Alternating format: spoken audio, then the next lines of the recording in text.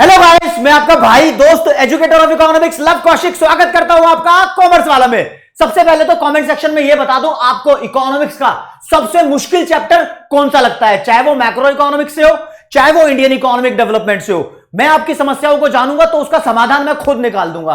अभी तक आपकी कमेंट सेक्शन में कमेंट्स को पढ़ पढ़ के जैसा कि मैं एनालाइज कर पाया हूं, सबसे बड़ी प्रॉब्लम बच्चों की यह है कि सर इकोनॉमिक्स में कौन सा चैप्टर कितने नंबर का आ रहा है, इस पे सब लोग अलग अलग बातें कर रहे हैं। आप इस बात को क्रिस्टल क्लियर कर दो तो 2 से 3 मिनट लूंगा आपको हर एक बात क्रिस्टल क्लियर करके दूंगा। एक एक चैप्टर के बारे में बताऊंगा कि कौन सा चैप्टर कितने नंबर का आ रहा है, या फिर बच्चों को कौन सी प्रॉब्लम है कि हां भाई इस वेटेज को लेकर समस्या हो रही थी और सर ये चीज मेरी दूर कर दो। अभी आपको पता लगेगा एक्चुअली क्या है ना यार, आपका और मेरा रिश्ता मुझे कमेंट सेक्शन में पता लगा। इतनी धड़ाधड़ कमेंट्स आपने की, प्यार बरसाया। जब भी आपको कोई डाउट हुआ मैंने वो नेक्स्ट क्लास में या फिर उसकी कमेंट का रिप्लाई करके उसको सॉल्व किया है। ये कनेक्शन और बॉन्डिंग जो आपकी और मेरी हो गई है ना, मतलब इससे लिटरली इस लेवल का प्यार बढ़ा है कि बस मेरा दिल जानता है। और जब तुम्हारे नंबर आएंगे तो तुम्हारी फिर से कमेंट आएगी तो वो बताएगा, दुनिया को बताएंगे हम कि इकोनॉमिक्स में किस तरीके से फोड़ रहे हैं। भाई ताबड़तोड़ तैयारी विश्वास बैच में पूरे विश्वास के साथ आप लोगों ने विश्वास दिखाया है तो मैं विश्वास बिल्कुल नहीं तोड़ूंगा। अच्छा, वैसे मेन जो आज की क्लास है, छोटी सी क्लास इस बारे में है कि भाई पार्ट ए मैक्रो इकोनॉमिक्स है, part B Indian economic development है। सीबीएसई बोर्ड की बात कर रहा हूं, यहीं के बच्चे कंफ्यूज हैं। अब देखो टोटल मिला के तुम्हारे पेपर में 34 क्वेश्चन आएंगे। Section A 17 question, section B 17 question. Paper 80 number का होगा। 20 नंबर का जो प्रोजेक्ट वर्क का काम है वो स्कूल के हिस्से में है। हाँ, तो 40 नंबर की तुम्हारी मैक्रो इकोनॉमिक्स है और 40 नंबर की इंडियन इकोनॉमिक डेवलपमेंट है। मैक्रो सबको क्लियर है, इंडियन इको में प्रॉब्लम है, लेकिन कुछ सेकंड लूंगा मैक्रो में बताया तो। मैक्रो में कुल मिला के भाई 5 यूनिट है। चैप्टर वैप्टर मत देखो, जितनी भी रेफरेंस बुक वाले हैं सबने अपने हिसाब से इसके अंदर चैप्टर बना रखे हैं, ठीक है। आप यूनिट देखो जो सीबीएसई ने डिवाइड कर रखी है।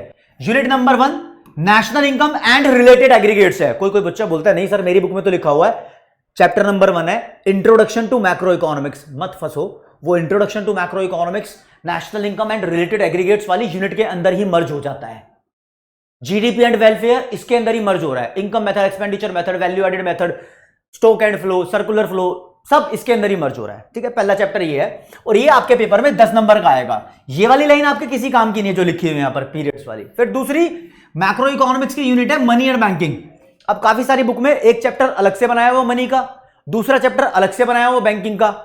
तो भाई ये यूनिट 2 है पूरी मनी एंड बैंकिंग, ये 6 नंबर की आ रही है। अब बच्चों के कमेंट सेक्शन में डाउट्स थे कि सर क्या सेंट्रल बैंक के फंक्शंस डिलीट है? बिल्कुल भी डिलीट नहीं है भाई, बहुत इंपॉर्टेंट है, वहां से तो क्वेश्चन आएगा ही आएगा।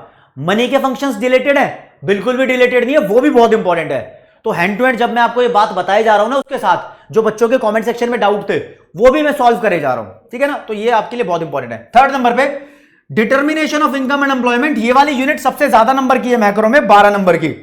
अब इसको लेकर बहुत सारी डिफिकल्टीज है, बच्चों के डाउट्स है, वो मुझे पता है। मुझे जब ये करानी है तब मैं आपको कराऊंगा और इसके सारी समस्याओं का समाधान इस चैप्टर में आपको मिल जाएगा।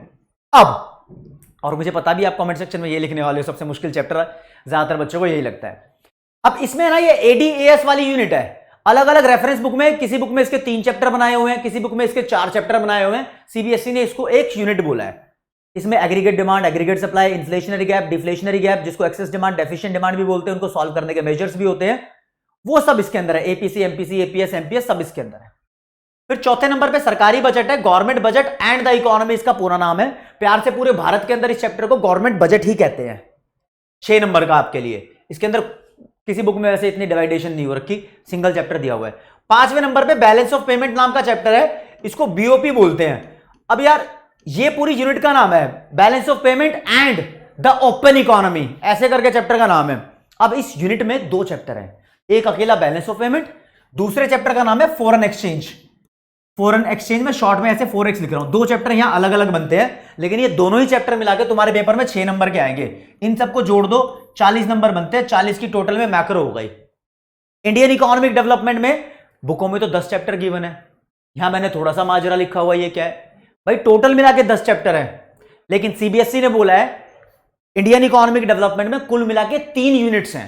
3 यूनिट्स ध्यान रखना, पहली यूनिट, दूसरी यूनिट और तीसरी यूनिट, तीनों यूनिट के नाम लिखे हैं। अब पेन का कलर थोड़ा पतला करता हूं और आपको ज्यादा चीजें यहां पर क्लियर होगी लाल पेन से। देखो जो आपकी बुक में चैप्टर नंबर 1 है, चैप्टर नंबर 2 है, चैप्टर नंबर 3 है, ये तीनों के तीनों चैप्टर एनसीईआरटी की बात कर रहा हूं। ये तीनों चैप्टर मिला के यूनिट 1 बनाते हैं जिसका नाम है development experience and economic reforms since 1991। इसके अंदर 3 चैप्टर, पहला Indian economy on the eve of independence, दूसरा chapter Indian economy during 1950 to 1990 और तीसरा चैप्टर एलपीजी पॉलिसी वाला जिसको इकोनॉमिक रिफॉर्म्स 1991 बोलते हैं। 3 चैप्टर। अब जो चैप्टर नंबर 2 है, काफी सारे रेफरेंस बुक में उसके टुकड़े कर रखे हैं, ग्रीन रेवोल्यूशन वाला अलग है, इंडस्ट्री वाला अलग है, फॉरेन ट्रेड वाला अलग है, उतने टुकड़े नहीं है, 3 चैप्टर हैं। अब अलग अलग बुक में अलग अलग फंडा है, तुम कौन से बुक से पढ़ रहे हो वो भी बता दो ताकि और ज्यादा क्लैरिटी कर दूं मैं, ठीक है ना। 3 चैप्टर। फिर इसके बाद आगे लगातार जो 6 चैप्टर्स हैं, चौथा, पांचवा, छठा, सातवां, आठवां, नौवां, ये 6 चैप्टर्स हिस्सा हैं यूनिट 2 का current challenges facing Indian economy. 6 chapter बना रखे हैं। इसके अंदर human capital formation, poverty, rural development, environmental and sustainable development और employment growth and informalisation and casualisation वाला चैप्टर है, उसको मैं प्यार से अनएम्प्लॉयमेंट बोलता हूं। और एक चैप्टर और है इंफ्रास्ट्रक्चर। ये 6 चैलेंजेस हैं, 6 ही चैप्टर बने हुए हैं। किसी बच्चे ने बोला था सर मेरी ये पास एक बुक है रेफरेंस बुक, उसके अंदर इन्फ्लेशन नाम का चैप्टर भी दिया हुआ है, तो नहीं भाई वो आपके कोर्स में बिल्कुल भी नहीं है, ठीक है, ख्याल सबका रख रहा हूं भाई। और अब इस बार जब आप ये वीडियो देख रहे हो, इन 6 में से 2 चैप्टर डिलीट हो चुके हैं। यहां पर पॉवर्टी नाम का चैप्टर सीबीएसई के बच्चों को बिल्कुल नहीं पढ़ना इस साल के सेशन के लिए। इंफ्रास्ट्रक्चर का चैप्टर सीबीएसई के बच्चों को बिल्कुल नहीं पढ़ना। हां, इन चैप्टर्स की मैंने वीडियो बनाई है, पोस्ट किए हैं, वो स्टेट बोर्ड के सारे बच्चों को पढ़ना है, उनमें से डिलीट नहीं हुआ है, ये तो डिलीटेड है भाई सीबीएसई से, ठीक है। तो इन 6 में से 4 चैप्टर आपके कोर्स में आ रहे हैं, तो 3 चैप्टर ये हो गए, 4 ये हो गए, 7 कोर्स में हो गए। और आखिरी चैप्टर, इसको मैं प्यार से इंडिया चाइना पाकिस्तान बोलता हूं, ये development experience of India a comparison with neighbours given है। इंडिया चाइना पाकिस्तान की कंपैरिजन करनी है, यहां पर तीनों की ग्रोथ हिस्ट्री जाननी है, तीनों के रिफॉर्म्स के बारे में जानना है और क्या क्या पैतरे और स्ट्रैटेजी इन देशों ने अपनाई है अपने आप को डेवलप करने के लिए, वो जानना है। फिर तुमसे भी लोग जानेंगे, जब तुम टॉप करोगे, अच्छे नंबर लाओगे ना, तुमने क्या क्या पैतरे और स्ट्रैटेजी अपनाई है पढ़ाई करके, कुछ ऐसा करके दिखाना कि नंबर ज्यादा आए, माँ बाप को गर्व हो आपके ऊपर यार, समझ रहे हो। उसके बाद जब नंबर आएंगे तब तुम अपना रिजल्ट बताओगे, तब हमें भी गर्व होगा। और करियर काउंसलिंग की बात है, करियर गाइडेंस की बात है, तो सारी चीजें आपको अपने कॉमर्स वाला चैनल पे मिल जाएंगी। समय के अनुसार आपको हर एक चीज के बारे में बताया जाएगा। सिर्फ पढ़ाने के साथ साथ, सिर्फ पढ़ाने के मतलब यह है कि आपको आपके एग्जाम ओरिएंटेड कोचिंग देने के साथ साथ हम करियर वाली बातों पर भी फोकस करते हैं, आपकी ओवरऑल डेवलपमेंट कैसे हो उस पर भी फोकस करते हैं। तो आपको हर एक चीज का समाधान एक ही चैनल पे मिल रहा है, ठीक है ना। हाँ, और दोस्तों फिर ये देख लो, नंबर मिला के 12 नंबर की पहली यूनिट है, दूसरी 20 नंबर की, तीसरी 8 नंबर की, जोड़ के ये भी 40 हो गए, तो 40 की कुल मिला के 80 नंबर हो गए। उम्मीद करता हूं काफी हद तक तुम्हारी समस्याओं का समाधान हो गया होगा। अभी भी कोई समस्या है कमेंट सेक्शन में, मैं दूंगा जवाब। तब तक के लिए आपसे विदा लेता हूं दोस्तों। जय हिंद, जय भारत, नमस्कार, धन्यवाद।